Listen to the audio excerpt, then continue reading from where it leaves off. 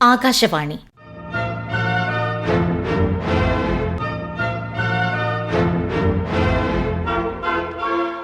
ജില്ലാ വൃത്താന്തം.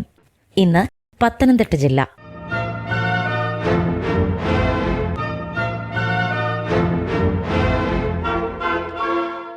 ജില്ലാ വിശേഷങ്ങളുമായി ആകാശവാണി പ്രതിനിധി ശ്രീജി എസ് ശ്രീധർ.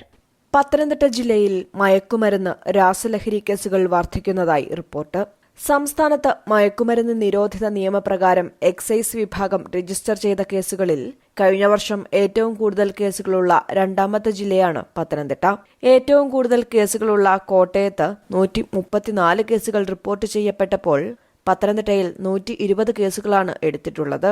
ജില്ലാ പോലീസ് മേധാവിയുടെ നേതൃത്വത്തിൽ ലഹരി വസ്തുക്കൾക്കെതിരെ റെയ്ഡും ബോധവൽക്കരണ പരിപാടികളുമൊക്കെയായി വലിയ ശ്രമങ്ങൾ നടന്നുവരുന്നുണ്ടെങ്കിലും ദിനംപ്രതി രാസലഹരി ഉൾപ്പെടെയുള്ള ഇത്തരം കേസുകൾ വർദ്ധിക്കുന്നതായും യുവതികൾ ഉൾപ്പെടെ പ്രതി ചേർക്കപ്പെടുന്നതായും റിപ്പോർട്ടുകൾ സൂചിപ്പിക്കുന്നു.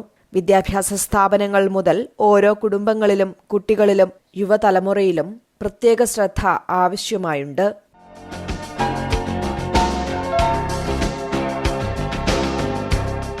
കുടിവെള്ളത്തിന്റെയും ഭക്ഷണത്തിന്റെയും ഗുണനിലവാരം ഉറപ്പാക്കാൻ ആരോഗ്യ ഭക്ഷ്യസുരക്ഷാ വകുപ്പുകളുടെ പരിശോധന കർശനമാക്കുമെന്ന് ജില്ലാ കളക്ടർ എസ് പ്രേംകൃഷ്ണൻ പറഞ്ഞു. ആരോഗ്യവകുപ്പിന്റെ ആഭിമുഖ്യത്തിൽ ജില്ലാ കളക്ടറേറ്റ് കോൺഫറൻസ് ഹാളിൽ ചേർന്ന പകർച്ചവ്യാധി പ്രതിരോധ നിയന്ത്രണ പ്രവർത്തനങ്ങളുടെ അവലോകന യോഗത്തിലാണ് കളക്ടർ ഇക്കാര്യം വ്യക്തമാക്കിയത്.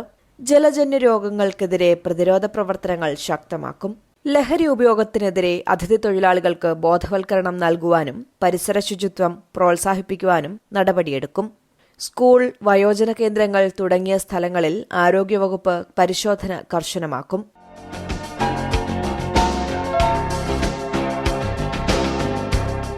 ജൂലൈ 13 മുതൽ ഒക്ടോബർ 2 വരെ നടക്കുന്ന ഈ വർഷത്തെ ആറന്മുള വഴിപാട് വള്ളസദ്യകളുടെ ബുക്കിംഗ് ആരംഭിച്ചു. 500 വള്ളസദ്യകൾ നടത്താനാണ് ലക്ഷ്യമിടുന്നതെന്നും 100 വള്ളസദ്യകളുടെ ബുക്കിംഗ് കഴിഞ്ഞതായും ആറന്മുള പള്ളിയോട സേവാ സംഘം ഭാരവാഹികൾ വാർത്താസമ്മേളനത്തിൽ പറഞ്ഞു.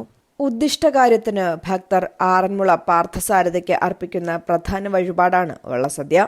KSRTC ബജറ്റ് ടൂറിസം, പഞ്ചപാണ്ഡവ ക്ഷേത്ര ദർശനം പദ്ധതികളിലൂടെ സ്പെഷ്യൽ പാസ് മൂലമുള്ള വള്ളസദ്യകൾക്കായും ബുക്ക് ചെയ്യാനും കഴിയും.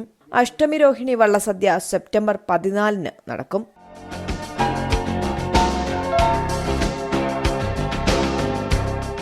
പത്തനംതിട്ട പ്രിൻസിപ്പൽ അഗ്രികൾച്ചർ ഓഫീസിൽ സംസ്ഥാന വിവരാവകാശ കമ്മീഷന്റെ മിന്നൽ പരിശോധന നടന്നു.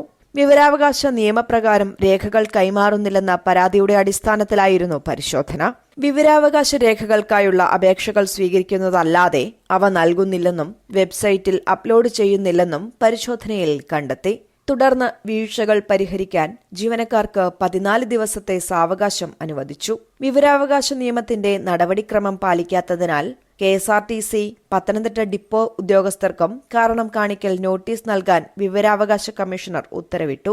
ജില്ലയിൽ ആദ്യമായാണ് ഇത്തരമൊരു പരിശോധന നടത്തുന്നത്.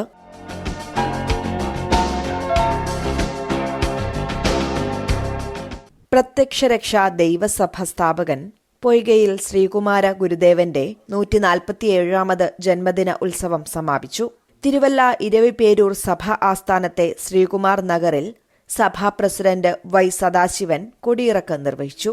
ഈ മാസം 13 മുതൽ 19 വരെ നടന്ന പരിപാടിയിൽ സാമൂഹിക രാഷ്ട്രീയ മണ്ഡലങ്ങളിലെ നിരവധി പേർ പങ്കെടുത്തു.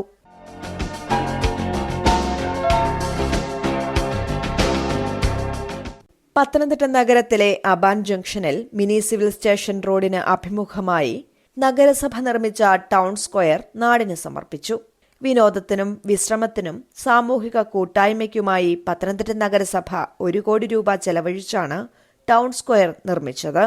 ജില്ലയുടെ പിതാവും മുൻ MLAയുമായ KK നായരുടെ പൂർണ്ണകായ പ്രതിമയും ടൗൺ സ്ക്വയറിന് മുന്നിലായി സ്ഥാപിച്ചിട്ടുണ്ട്. കൂടാതെ ജസ്റ്റിസ് ഫാത്തിമ ബീവി സ്മാരക കവാടവും നിർമ്മിച്ചിട്ടുണ്ട്.